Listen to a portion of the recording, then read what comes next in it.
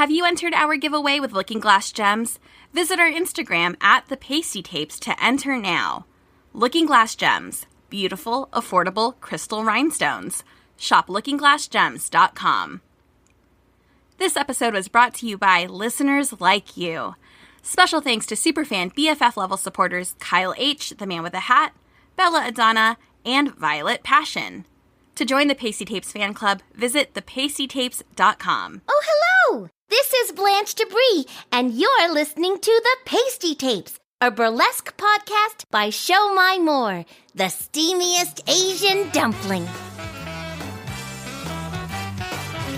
Thank you so much for tuning into this episode of the Pastie Tapes. I am your host, Show My More, the steamiest Asian dumpling. Let's go ahead and jump right into this episode. Today's guest is a performer who I absolutely adore. I met her for the first time in 2018 at the Nashville Burlesque Festival. Our stations were right next to each other on the Thursday night show at Corsair. And I remember just looking at her and being like, oh my God, her hair is perfect. How did she do that? I did not understand. Her acts are hilarious and thoughtful and powerful. I think she's a superhero. There's just something that I love about her. I've gotten many opportunities to get to know her, and she's someone who I adore and someone who I call a friend. Her class on entertainment theory, if you ever have the chance to take it, do it. I thought it was very insightful, very, very helpful. She's an incredible instructor. Very glad I took that class. She also gave these really cool worksheets out in her class, and I keep them in my studio, pinned up on my pin board, on my smut board, actually. So I have this bulletin board full of Polaroids of naked babes, fellow burlesquers, and then there's this series of worksheets given to me by this performer that I use when building an act. So that's just a really nice, I guess, physical representation of what happens in my brain. Anyway, this performer is incredible. She's magical. I adore her. She's hilarious.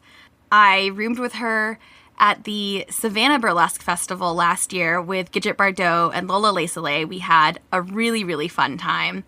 This performer is the regional headliner of the Smoky Mountain Burlesque Festival, which takes place this weekend. My mother, world famous Bob, and my burlesque sibling, Bobby Barnaby, are also headliners, so that's super exciting. If you're in Knoxville, go ahead and check that festival out if you aren't already. Later this year, she'll be headlining the Savannah Burlesque Festival in Savannah, Georgia. That is a delightful festival. If you didn't get a chance to apply, definitely do it next year. One of my favorites. This performer is the Doris Day of Dropping Trou. This is my conversation with Dee Flowered. I kind of want to ask you about your Willy Wonka act. What show was it where you had your magical moment where everyone was singing? I performed that act in Atlanta for the first time at Dragon Con Burlesque. They were in a room at the time that seated, I think it was 1,200 people. That's a lot of people. 1,200 people.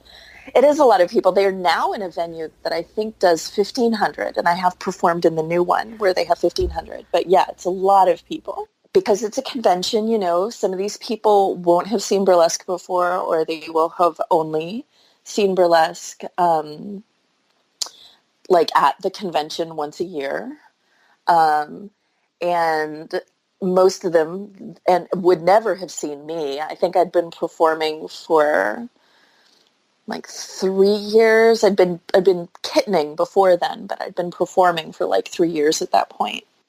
And most of the performers backstage didn't know my work either. And I went out, and the iconic, the beginning of the Gene Wilder version, of Pure Imagination, right, comes on, and there's that little that little noise. Yeah. Whatever that is, flute or something. And it has this wonderful slow build at the beginning. And in my act, I stay very serious until the moment where he begins singing, and then I light up my face with a smile. So I've been very serious and I'm all crotchety looking right up until that moment. And as I'm allowing my face to burst into this smile, the song is starting, and I start to hear strains of people singing, And by the time it gets to the chorus, like the whole room is singing along with this song. Oh my gosh, I have chills. And it was just the most amazing experience. And I had been so intimidated, to be performing for that many people. And also some performers who I have a great deal of respect for were backstage watching. And yeah, having this moment where everybody's singing along and I'm feeling like embraced by the audience when I was so nervous was just amazing. It was a wonderful feeling, and it felt like this big turning point, in my career. As this audience was like singing along, right, and you're going through your act, and I've heard you talk about this act before, what was going through your mind like as this magical moment was happening? Oh gosh, I don't know. I guess it's that moment where you realize the audience is really with you. That's my favorite feeling when I'm on stage and I'm performing and I know that the audience is joyful about what I'm doing and that they're with me, that they're in my corner. I feel like that's the best feeling in the world. In that act, I think I've talked to you about it some. I pull out props that look like large wrapped candy over the course of this act. And every time I unwrap a piece of candy, it's a large sculpture of a sex toy that's painted to look like candy. Whoa. The audience, of course, has this nostalgic reaction to me being Willy Wonka. And then pulling out the first dildo. And it's not an actual dildo, it's a sculpture of one, because I needed it to be really big so that it would read. And pulling out that first dildo and having the audience realize what's going on is a really great feeling. One of the funniest experiences with that, I actually performed that, I performed that for Just a Femme Productions at their show at City Winery in Atlanta for Gigi La Femme. After the show, I had a couple come up to me. And like I said, these are all sculpted props. They're not actual sex toys, but they are sculpted to look like a slightly larger representation of actual sex toys. And this very sweet couple came up to me after the show, so excited, because they said, "Oh my gosh, we have that peppermint double-headed dildo. We have the same one at home." Whoa. I was like, I know. That's awesome, but it's definitely not the same one because mine is just a sculpture. It's not a real product that I bought. I didn't know you could buy it as a real product. And they were like, no, it has to be the same. It looks exactly the same as the one we have at home. So I've actually had audience members who had toys at home that look like my props. Oh, you know how, we are so privileged to be on that stage, and you have those moments where, as an audience member, you're like, wow, I see me up there. That was their moment. Yes. That was their moment. Yes, and they were so excited. And it was really cool. I actually felt really gleeful that they felt comfortable sharing that with me. That was really cool. Right. Because the point of that act, to me, it's not lascivious at all. I don't simulate sex with any of the toys that I pull out.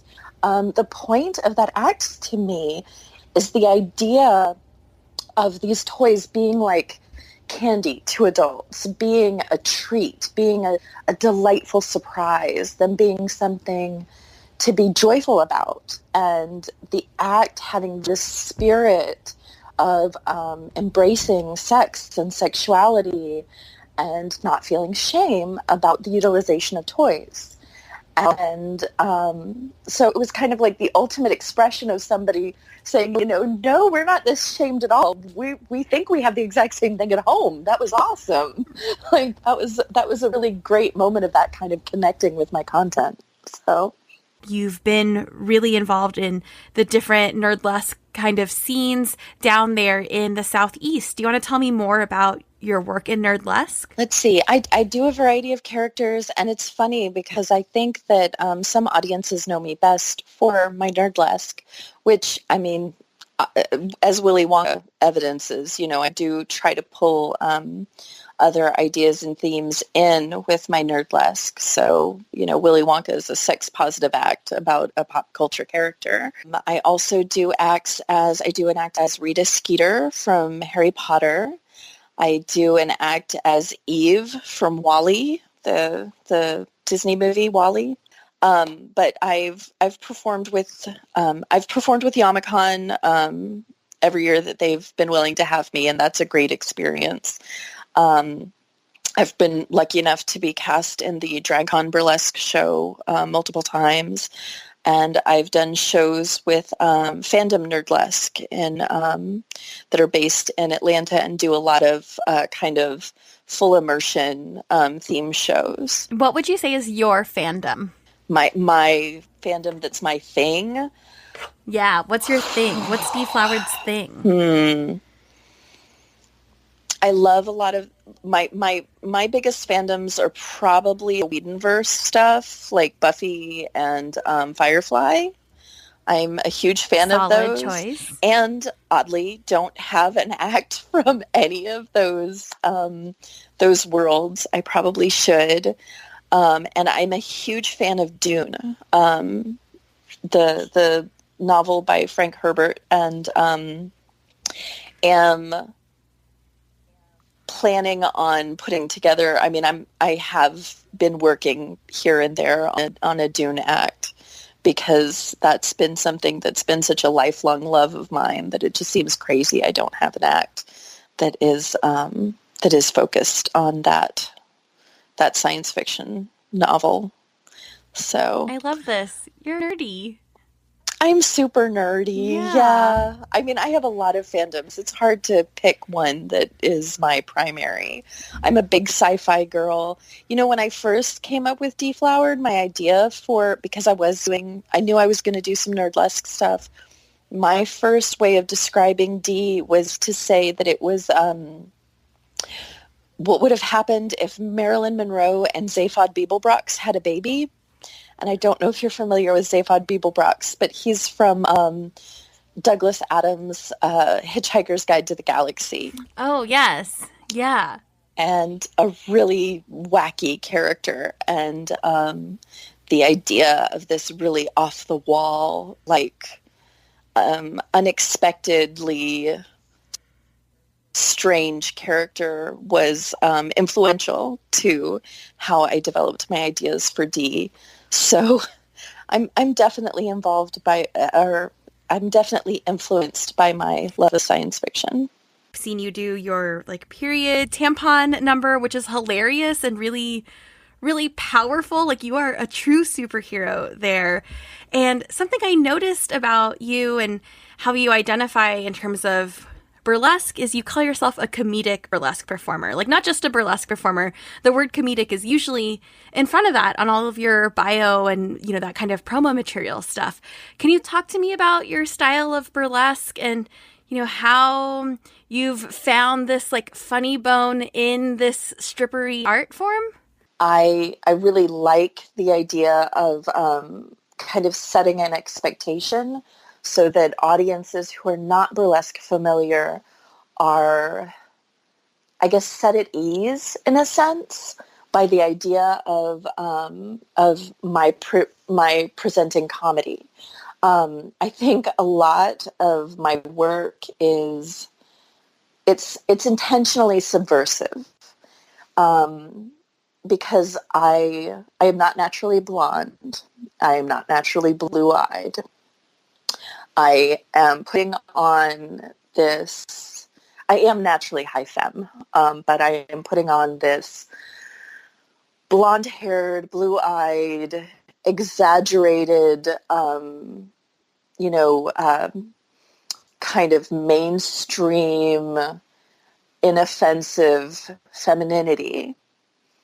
And getting on stage and telling people that what I'm going to do is intended to be funny, and it is. But then I'm getting up there having created this comfortable environment for a more mainstream audience. And then I add in the element of, okay, but if we're here for nudity, and if you're here to see my boobs, I am going to make you laugh, and I am going to present this glamorous exterior. But most of my work also has callbacks to, the vulva, or menstruation, or the vulva or vagina in art, or sex toys and sex positivity. I think that coming at my art in a way that uses this exaggerated femininity and this humor to be, and this very kind of bland, image of femininity, and then that disarming an audience with that then allows me to present ideas and to broach topics that they might otherwise be resistant to. I have had, and I'm performing in, the American South, and I have had, good old boys get a tampon shot at them and take it in stride. And I think that it gives me a valuable power, and to be able to communicate with people who might not always be open to the kind of feminism that I want to bring to the stage. But being able to laugh and having this this kind of joyous, I call myself a boob clown, having my boob clown silliness frame the serious things that I want people to connect with. It gives me a powerful platform that I try to use well. We've done the Nashville Burlesque Festival together. We did the Savannah Burlesque Festival together, and I saw you do your tampon act there. And I remember the first time I saw you, and it was definitely affirmed the next time I saw you, that you are a superhero. That's something so wonderful, because, you have, conventional kind of attractive features, right? Gigantic boobs, really bright blue eyes, really adorable hair. And yet you're up there being a powerful badass, right? And it's fun. And it's really, really fun, what you're doing. Thank you. I appreciate that. And I mean, I feel like, and I don't at all mean this as a criticism of blonde white women. There is this kind of inherent power and free pass to in some arenas given to those identifiers. And so I feel like by coming from outside of that, not actually having been a blonde-haired, blue-eyed, Kewpie doll my whole life. Right. That is what you look like. There are pictures that I've seen of you, or that's what you look like. Yeah, that's what I try to put on, because I feel that it's disarming. It's this this idealized thing that particularly male, well, not even just male, but particularly audiences who may not be as receptive to feminism are prepared to relax for that vision, and then it allows them to take in ideas that they might not otherwise. But it's definitely something I'm trying to utilize as a tool, but to also kind of use that in a good way. So tell me some burlesque origin story stuff. How did you end up choosing the name Dee Flowered? How did we end up with this living, breathing, blonde-haired, blue-eyed boob clown? It's funny. Like I was saying, I think that a lot of my work comes from a standpoint of wanting to be subversive. and kind of like stealthily sneak in like important messages. And the name, I have this vivid memory of when I was in high school. Actually, the person who I was first intimate with bemoaned the horror that the word deflowered, or to be deflowered, was this bad thing. That the name, that word, the name of that action, was taking something away from somebody, taking away their flower, that you were damaging them. If you were the first person they were intimate with, that you were, it implies with women the idea of being ruined, the idea of having their flower taken away.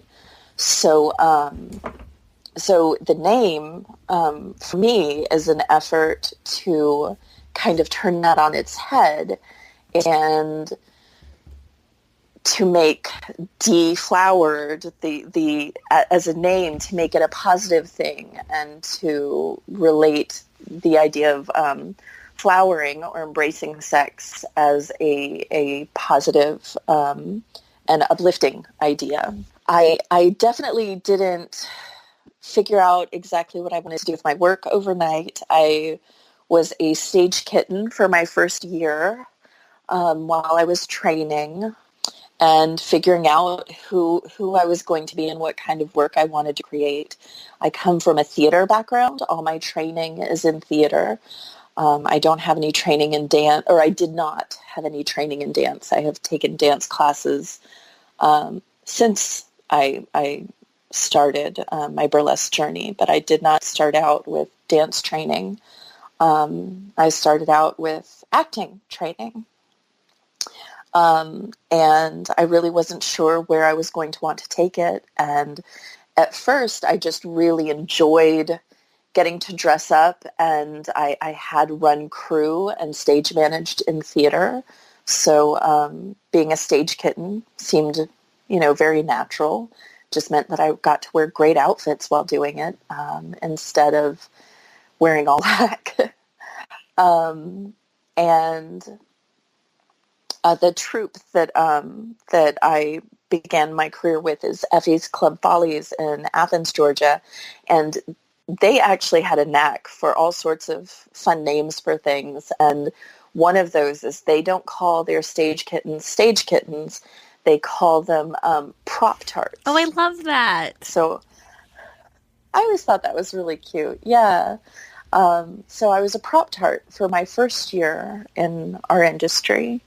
And it was gradual figuring out how I wanted to present myself on stage, and figuring out that I could come to it from a place of humor, and what kind of humor I wanted that to be, that I wanted it to be this disarming humor, that I wanted to create something where my presentation of sexuality was silly and lighthearted, but also, had this underlying callback to my feminism. Right. Do you feel like you're able to achieve your goal through, do you feel like you've been successful in achieving your goal of being, an out loud feminist and getting that kind of feminist message across, wrapped up in something funny and fun? I think so. And I do have acts that are not, of course, everything we do is sex positive, right?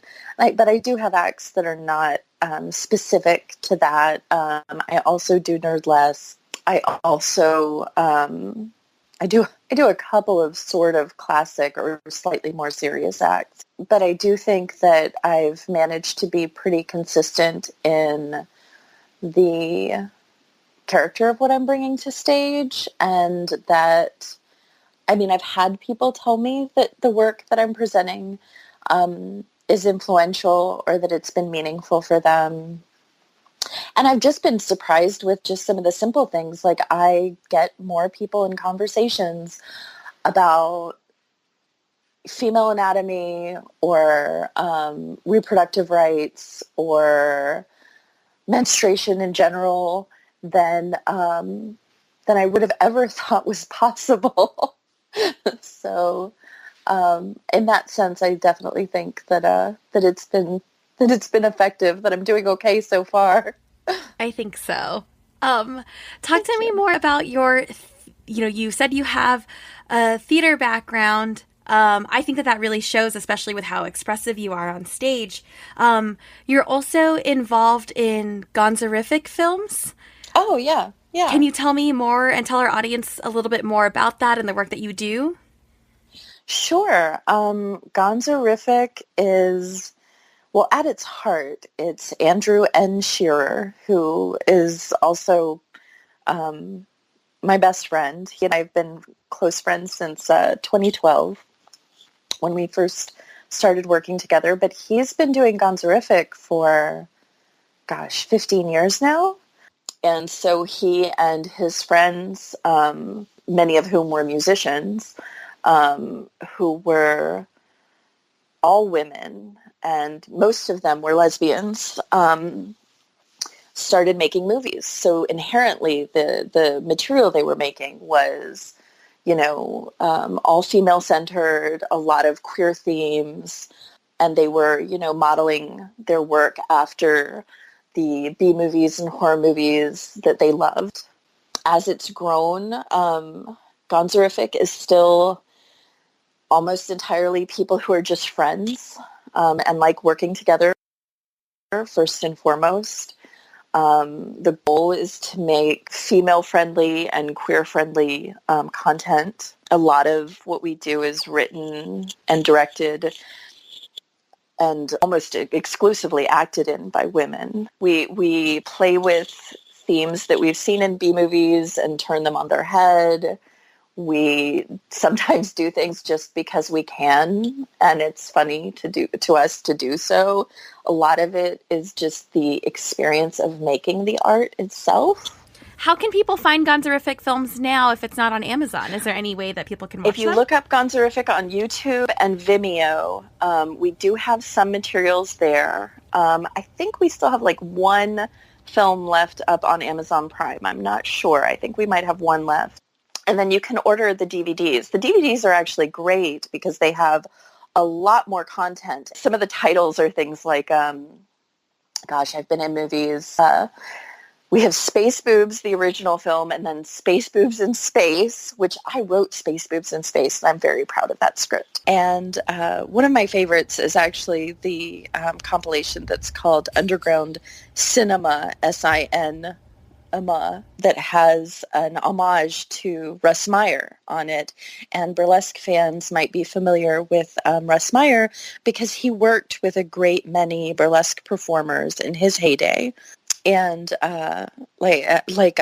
everybody's familiar with Natividad. She was one of his big stars. In addition to her burlesque career, she was in movies with him. And so we've taken some inspiration from his films in our film Barbara, which is in the Underground Cinema compilation. Almost frame for frame recreate a Russ Meyer film, except we replaced one of the antagonists in the film with my boobs. My boobs. Just your my boobs. boobs are the character. Yeah. They are a character all in themselves. Yeah, basically. Oh, this is exciting. Okay, next burlesque sleepover I have. I know what we're watching. I love how many layers Dee has, and I love just learning so much about you. It's so exciting, and I'm really glad that we thank you. We're having this conversation. Thank you for having me. Oh my gosh, of course. Okay, one last question.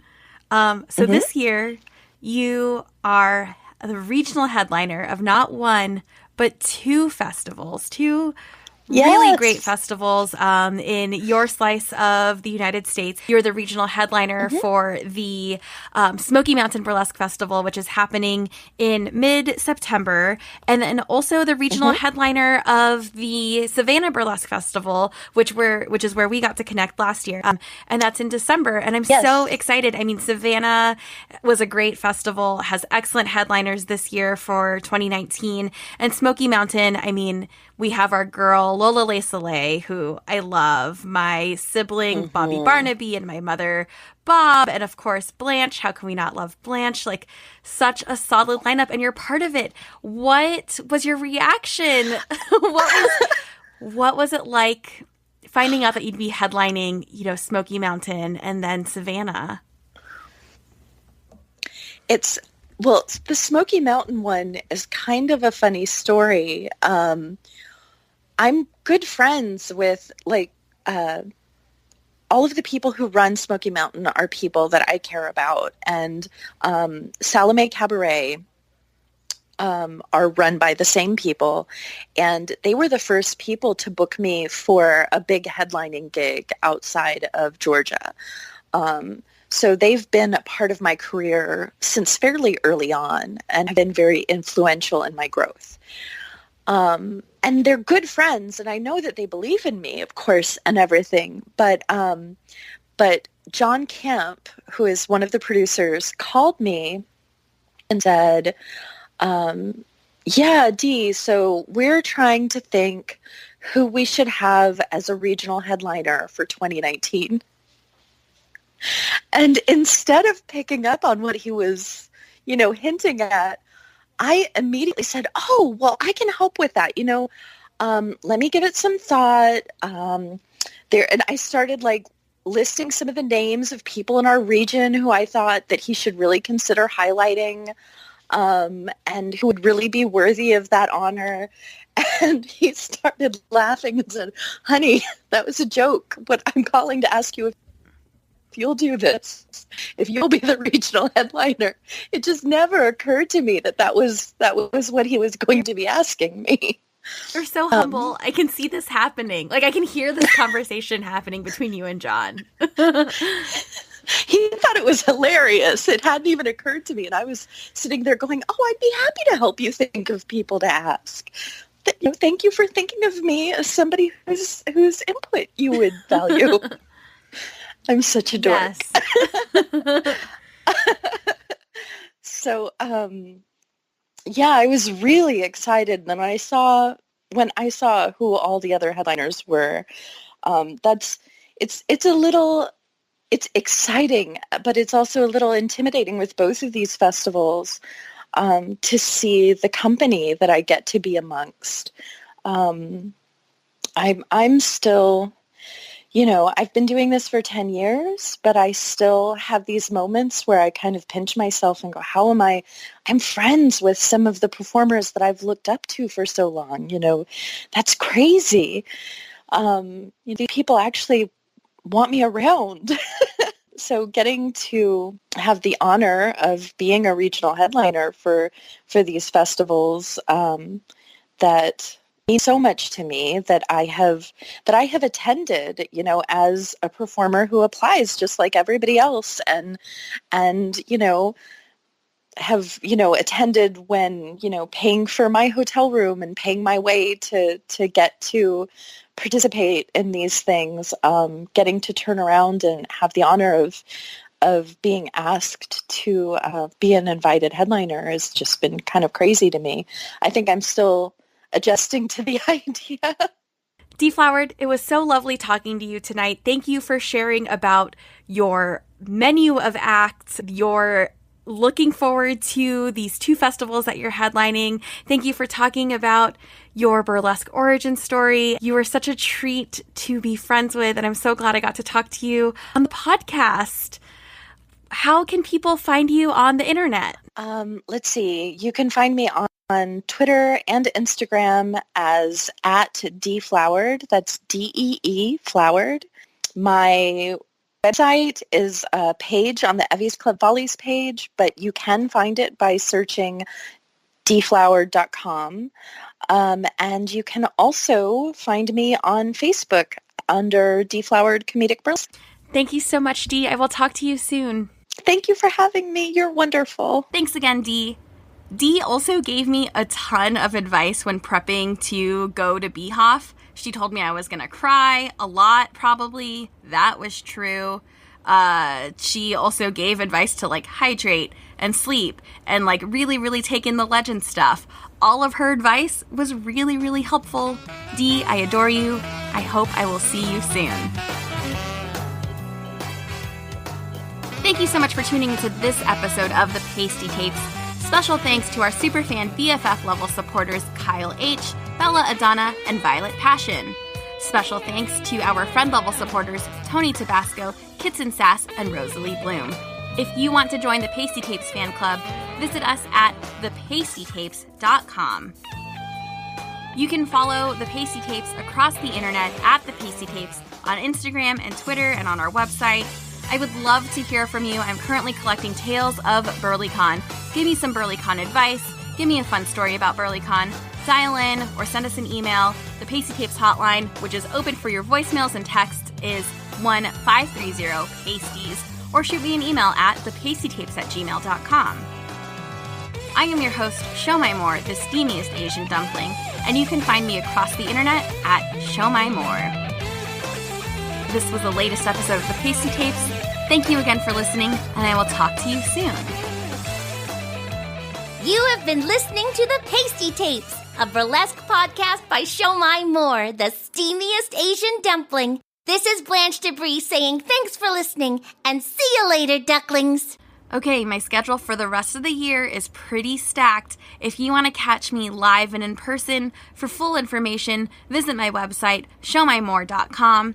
Otherwise, here's some choice dates. I'll be performing in Chicago for the first time in a while. You can catch me at the Body Political, which is taking place October 12th, and I'll be debuting a brand new act.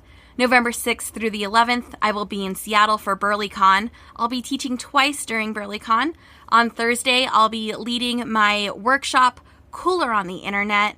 And then on Friday of BurlyCon, I'll be presenting a Burly Lab, so you can walk away with something from my class. My Burly Lab is called Social Media in Your Sleep. Check it out. Check out BurlyCon. It's something I love. And then later in November, the weekend of the 22nd, I will be in Minneapolis. Haven't performed there yet, but I love it. So excited. So many people I love out there in Minneapolis. And then the rest of the year, who knows? December, maybe I'll go to a family Christmas party. Maybe I'll sleep. I don't know what's going on. But for more information, find me across the internet. Visit my website, showmymore.com.